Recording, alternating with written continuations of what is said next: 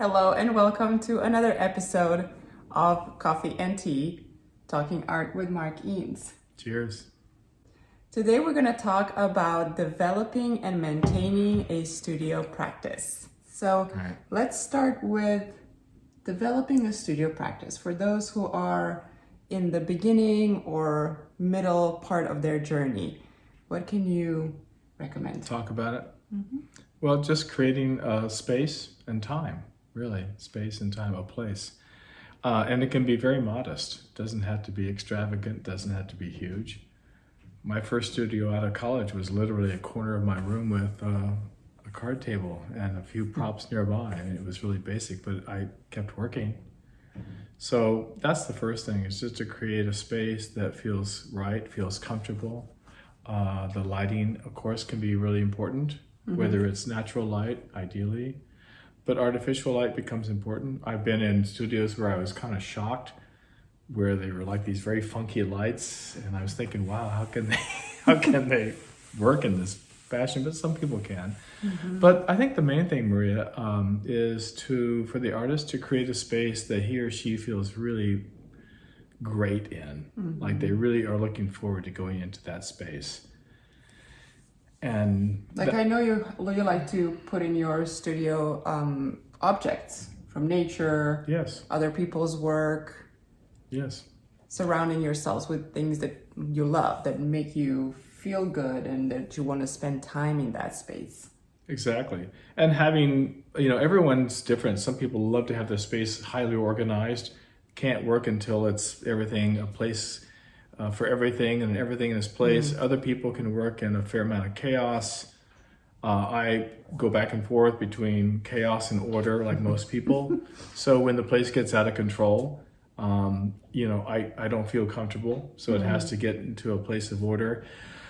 Some artists do not like to have a lot of work on the wall distracting them. I know that when I'm working on an easel, for instance, I have to turn certain pieces away so that I have just a sterile environment.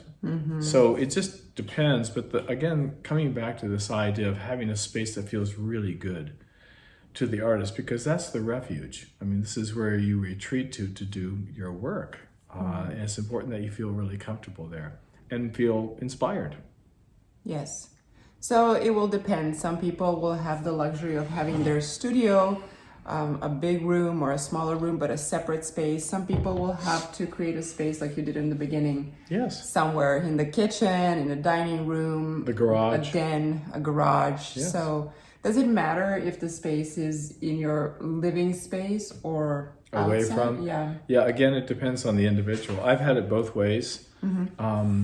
There's pros and cons depending on the person and how they like to work. For some people, having the space in where they live can be great because they can always go into the space at any time. For others, it's problematic because there's too many distractions. Yeah. The phone's ringing, the emails, Children, pets, spouse, you name it. So for some people, it's like, no, that just doesn't work because the moment I get in there, I'm distracted. And they like the idea of being able to get in the car or walk across wherever they need to go. And then the door is shut, they're isolated, it's separate. So it just depends. Yeah, I think that now living with Mark and the studio is in our living space. I know that Mark, when he goes into the studio and he gets in the zone, there is nothing that can really distract him. He really is in it. But I think that comes with years of practice. If you're maybe just beginning and starting to figure it out, maybe it's not a bad thing to have a separate space so that you can really be with yourself. Yeah. Right? On the other hand, if one chooses to create a space where they live, then it becomes a matter of creating distance and saying to children, spouse, whoever it might be, you know what, this is my time, this is my space, please honor this as best you can. And then that artist needs to honor that as well. It's like, oh, I think I'll go over and do some emailing, or I think I'll be on the phone with so-and-so. No, you have to commit to space and time. And I think that's what women struggle sometimes because we women are more right there, available for whatever Yeah. needs to happen and for whoever needs us. So for Right. us, it could be a good practice to kindly ask people around us to allow us that space for ourselves, that time and space for ourselves, and Yeah. so that we can have some me time. To honor it. Yes. Yeah, there is that. So another thing that we were talking about is that it could be useful to have some working buddies or peer artists to check in with, to also show work, to get another set of eyeballs to your work if you are comfortable with that and respect their opinion. And I also think it could be useful to just keep us working. So let's say we check in once a week or once every 2 weeks or once a month, whatever works Yeah. for you, so that it keeps you working and it keeps you, I don't want to use the word force, but pushing you to have something to show, right? Next time you meet. It's a motivation for momentum to keep working. And this idea of having a small community or even a larger community, it could be just one other artist that you connect with. But this idea of having a community or even a friend or two that keeps you connected, number one, and like Maria's suggesting, it's good motivation to be working on a regular basis. I know that when we've conducted, for instance, here, advanced courses where we meet with artists every 2 weeks to look at work and to talk about it, they are oftentimes commenting they love that fact that it really gives them the motivation to keep producing.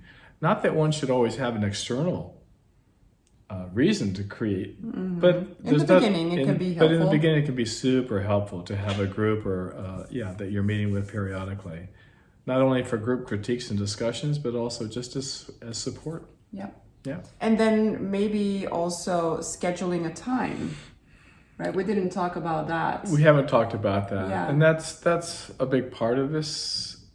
That Where is do we really find the time? where do we find the time? How do we carve out the time? Depending on again how busy someone is, if it's family commitments or Work. work, whatever, then it becomes a matter of us carving out the time. I think consistency is important here, trying to be consistent.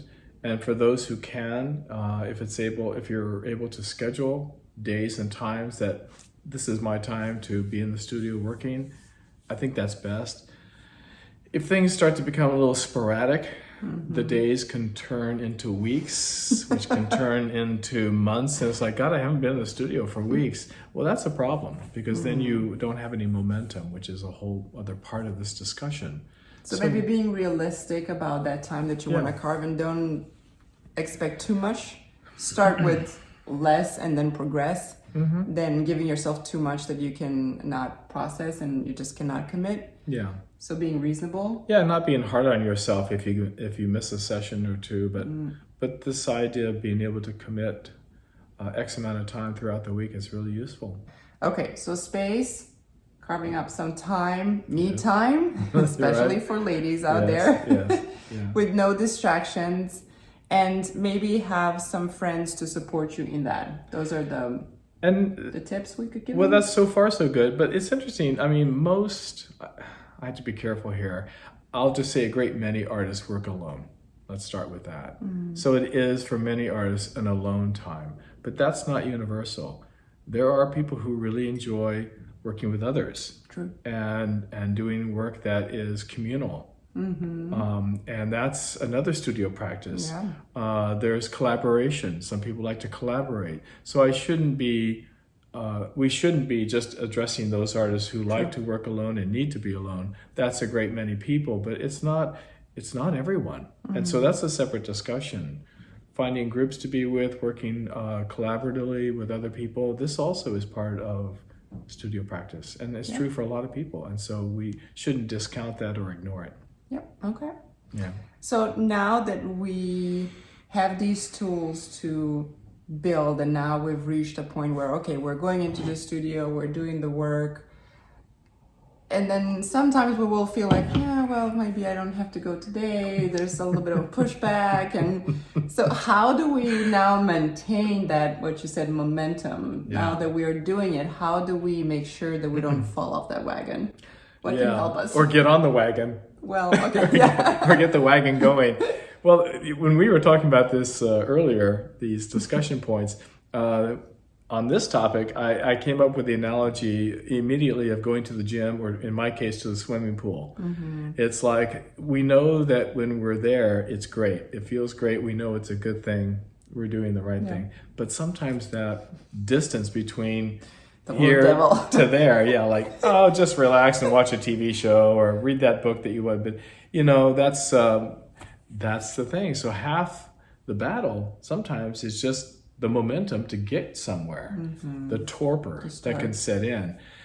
And so this comes under the category, I think, too, of inspiration, being inspired. And I was thinking of Chuck Close, the New York artist, who said that inspiration is for amateurs. I've always liked that some people feel like, I'm not inspired. Today I'm not feeling it. I'm not feeling it. Well, okay, if you're not feeling it, then stay home and relax, whatever, or do other things.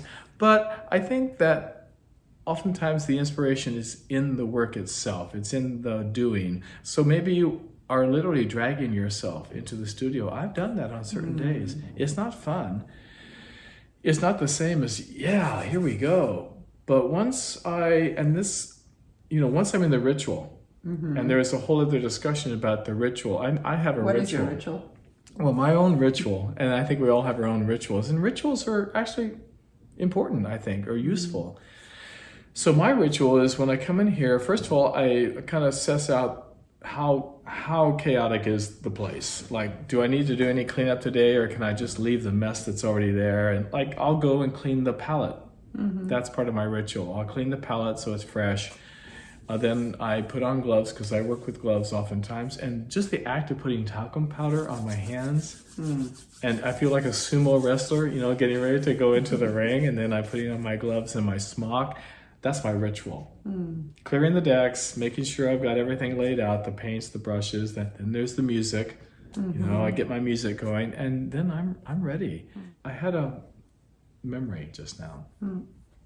So one of my first mentors was Irma Cavett when I was an undergraduate in my 20s.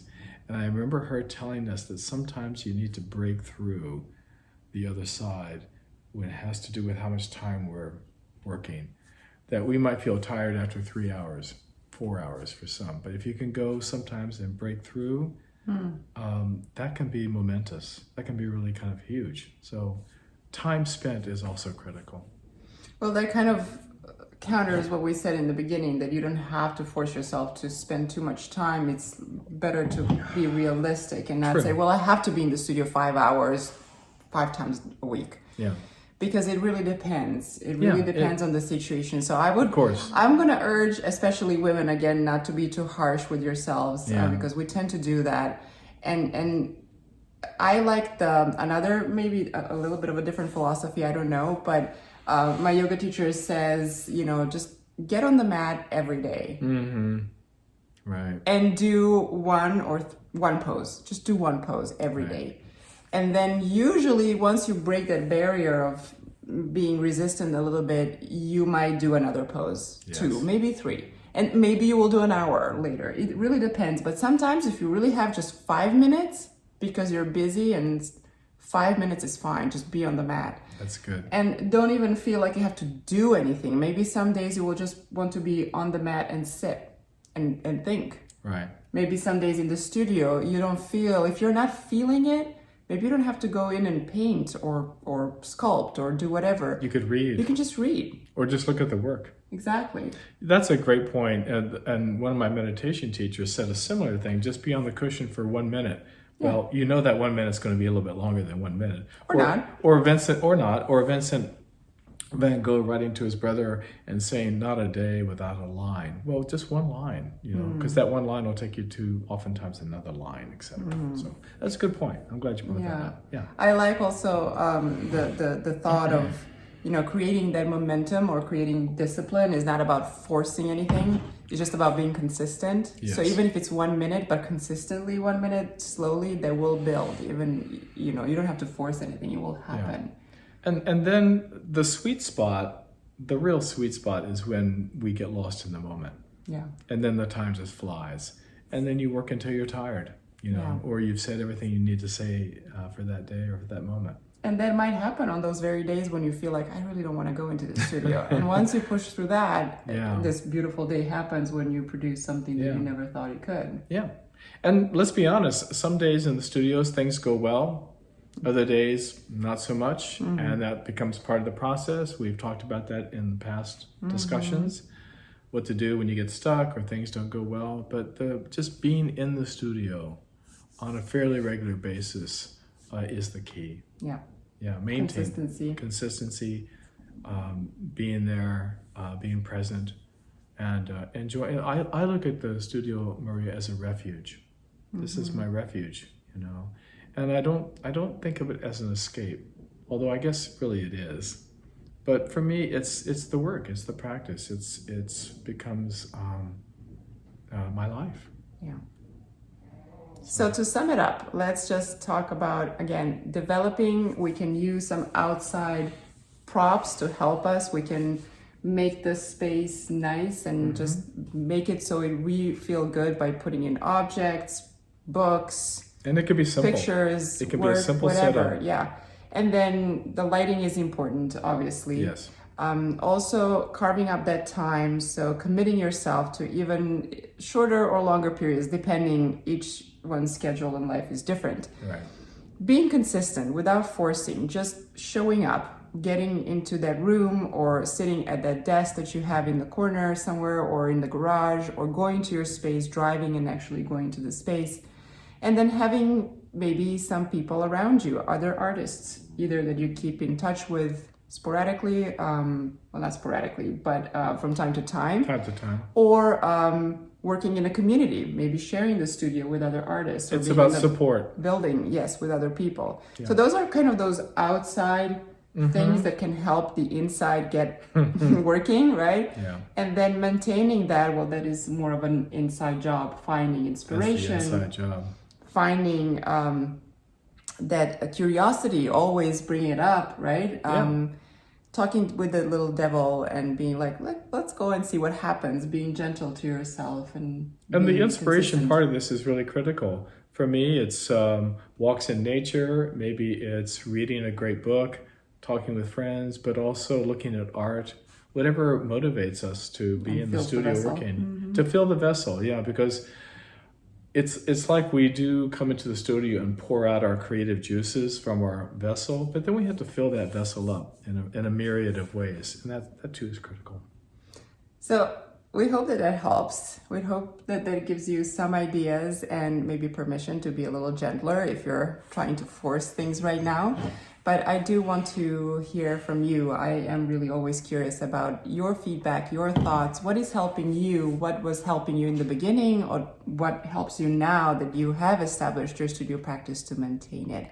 Or maybe what they struggle with too. Yeah. So how is it going for you? How is your studio practice right now? Is it alive or is it struggling? Share in the comments and subscribe to the channel so you are always updated about new videos. Thank you for watching. All right. Cheers. Ciao.